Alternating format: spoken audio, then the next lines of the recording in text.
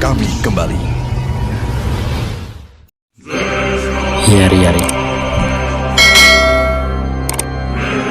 Selamat datang di konten spoiler. Jadi kalau kalian gak suka konten beginian, silakan close video ini. Tapi jika anda semua gak masalah di spoiler, siapkan cemilan, pasang posisi rebahan, dan mari kita mulai videonya. Juragan.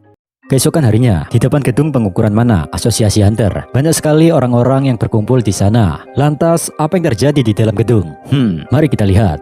Terlihat di situ ada hunter yang tampak kecewa. Lalu ada seseorang yang merangkul untuk menghiburnya. Yang dimana dari obrolan mereka, hunter yang kecewa tadi setelah pengukuran mana kekuatannya hanya setara dengan rank D. Tak seperti peserta yang lain, seorang om-om terus mencatat semua hasil pengukuran para hunter hari ini. Dia bergumam, 4 rank D dan 2 rank E. Bagus, aku punya firasat baik kali ini. Kalau sebanyak ini yang gagal, maka hari ini pasti menjadi hari keberuntunganku, bukan?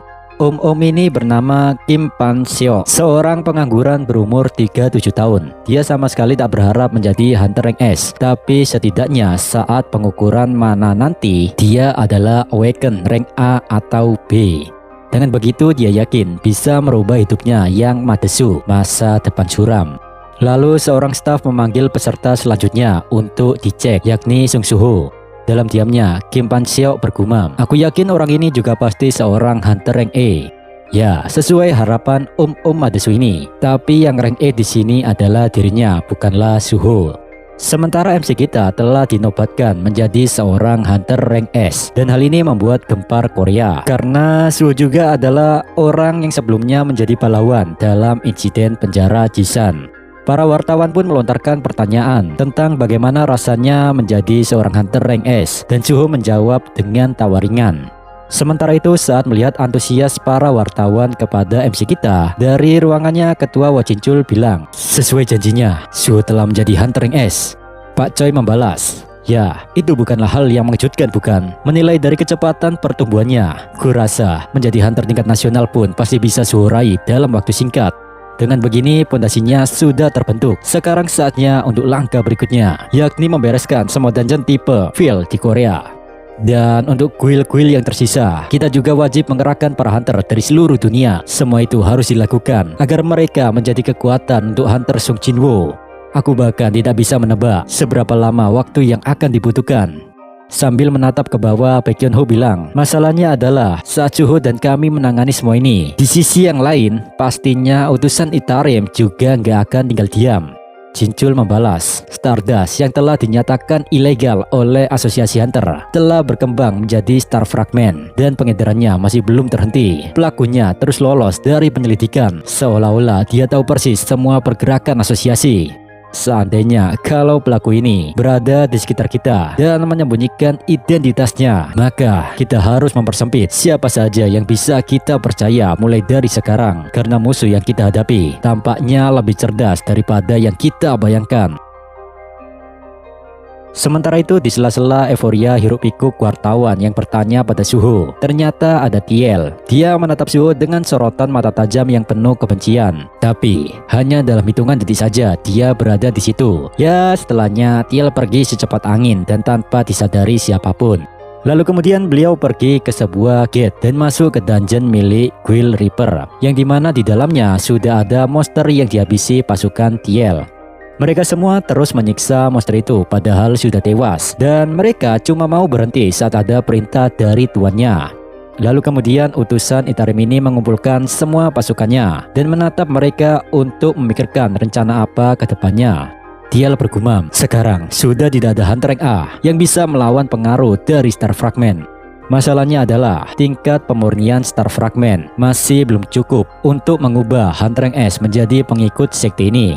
Sejak Suho menjadi hunter rank S, dia semakin gencar memperluas wilayah operasinya. Sejak hari itu, dia mulai mengambil alih satu demi satu guild hunter lain. Seolah-olah Suho ini menantangku untuk ikut dalam permainan perebutan wilayah. Ya, sebuah permainan di mana pihak yang mengumpulkan hunter lebih banyak, maka itulah pemenangnya. Kini Hunter Rank S Korea sudah bergabung dengan Suho. Aku penasaran jika aku melawannya secara langsung dan ikut dalam permainannya, apakah aku masih punya kesempatan untuk menang? Pada titik ini, aku tidak bisa mengukur pertumbuhan suhu. Bahkan seandainya jika aku merelakan semua pengikutku demi hal ini, aku rasa sih hasilnya tetap sama. Ya, aku akan tetap kalah. Tapi apa yang akan terjadi jika fragmen keempat telah tiba? Aku tak sabar. Ya, aku ingin memenangkan permainan ini. Bahkan kalau perlu, aku butuh fragmen kelima juga. Di saat Tiel gembira memikirkan bagaimana kelanjutan pertempuran ini, tiba-tiba terdengar suara lembut dari belakang. Nani, tak mungkin. Apa kau Hunter Pak Dojin? Kau benar-benar Hunter Pak Dojin kan? Tak kusangka aku bertemu denganmu di dalam dungeon. Syukurlah. Tadinya aku khawatir karena terpisah dari partiku. Jadi, bolehkah kalau aku ikut denganmu? Seketika kehadiran wanita itu membuat ekspresi Tiel berubah 180 derajat. Tanpa membalas ucapan lawan bicaranya, Tiel spontan langsung melemparkan sesuatu yang membuat wanita itu terkapar seketika. Tiel bilang, dungeon ini milik Guild Reaper. Tidak sembarangan hunter bisa masuk ke sini. Siapa kau sebenarnya? Wanita itu pun membalas, kau punya insting yang bagus. Tapi tetap saja menyerang dengan tiba-tiba itu agak kasar bukan? Apa di tempatmu tidak ada sopan santun, Hunter Pak Dojin? Tidak sih. Haruskah aku panggil kau dengan panggilan utusan Itarim? Ucapan wanita tersebut membuat Tiel semakin gelisah. Apalagi sosok itu berubah wujud. Tiel bertanya kembali, siapa kau? Wanita itu menjawab, namaku Arsha. Aku hanyalah seorang penghuni dunia ini. Aku di sini mengajukan usulan kepadamu, sang utusan Itarim. Tiel membalas, bagaimana kau tahu tentangku? Arsha menjawab, oh, santai saja, itu mungkin sebuah kebetulan. Awalnya aku menyelidiki karena penasaran tentang Stardust. Lalu aku mendekati distributornya yakni Leminsung. Dalam proses itu aku jadi mengetahui bahwa ada makhluk dari dunia lain yang disebut utusan Itarim. Lihat, itu capung bawaanku. Dia ahli dalam mengumpulkan informasi. Di saat Arsha sibuk menjelaskan, secara mengejutkan beberapa pasukan Tiel langsung menyerangnya dari berbagai sisi. Kendati demikian, wanita ini masih hidup dan tetap bernafas seperti baik-baik saja. Dia bilang, percuma saja menyerangku. Aku yang ini hanyalah umpan. Aku tahu kau pasti sangat takut ya kalau aku nanti mengungkapkan identitasmu kepada semua orang kan? Tenang saja, aku di sini tak ada niatan untuk itu. Melainkan aku ingin sekali membantumu. Nih, sebagai hadiahnya, kutunjukkan seberapa bergunanya diriku. Ini adalah star fragment yang beredar, lalu sudah aku modif dan kumurnikan kembali. Dengan item ini sih, kau bahkan bisa mencuci otak Hunter S sekalipun loh. Setelah ditusuk tubuhnya dari berbagai arah, Arsha dapat dengan mudah mengembalikan wujudnya jadi aduhai lagi. Kendati demikian, Arsha telah memberikan sebuah item yakni star fragment yang telah diperkuat. Sementara itu Tiel terdiam menatap item yang dia pegang. Tiel bergumam, aku merasakannya. Api jiwa Mistborn dalam star fragment ini semakin kuat dan stabil. Bagaimana bisa dia melakukan hal ini? Di saat Tiel bertanya-tanya dengan item yang dia bawa, Arsha bilang, oi utusan Itarim, aku akan memberikanmu item star fragment yang telah kumodif dan kumurnikan sebanyak yang kau inginkan. Tapi sebagai gantinya, bantu aku menggulingkan Chung Suho dan Shadow Monarchs bersama-sama. Dengan nada bingung, Tiel bertanya padanya, Kenapa penghuni dunia ini ingin bekerja sama dengan makhluk luar bumi sepertiku?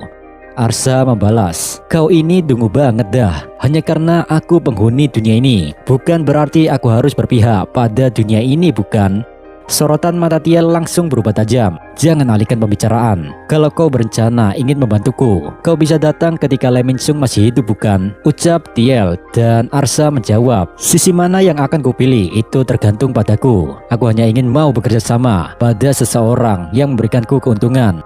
Aku itu seperti Chung Suho, yakni seorang pewaris Monarchs loh. Akan tetapi, dari penilaianku, Chung Suho dan aku sepertinya nggak cocok untuk bersekutu, karena dia adalah pewaris Shadow Monarchs. Penasaran akan suatu hal, Tiel ingin memastikan apakah Arsha memiliki kekuatan aneh seperti MC kita. Wanita ini pun ngasih tahu kalau dia tak memiliki kekuatan Shadow Authority, akan tetapi ada hal lain yang dia bisa. Setelah mengatakan itu, tiba-tiba monster yang tadinya tewas terkapar bersimbah darah secara mengejutkan bangkit kembali, yang dimana di sekitar lehernya ada benda hijau-hijau yang sangat aneh. Seolah-olah dengan benda tersebut Arsha dapat menggerakkan jasad dari monster itu, serta beliau juga dapat menghancurkannya sesuka hati. Dan jawaban dari keanehan itu pun segera terjawab, yakni di atas jemari Arsakan ada seekor serangga yang di sekitar tubuhnya dilapisi aura berwarna hijau. Di situ Arsa bilang, aku adalah pewaris Monars Wabah. Aku bahkan bisa melakukan hal seperti tadi loh. Bagaimana menurutmu kekuatanku? Pepatah pernah mengatakan, musuh dari musuhku adalah temanku. Jika kita bekerja sama, bukankah kita berdua bisa mendapatkan sesuatu yang kita inginkan? Pertanyaan itu tak membuat Tiel terkesan sama sekali. Malahan hanya menimbulkan perasaan curiga yang mendalam pada lawan bicaranya ini.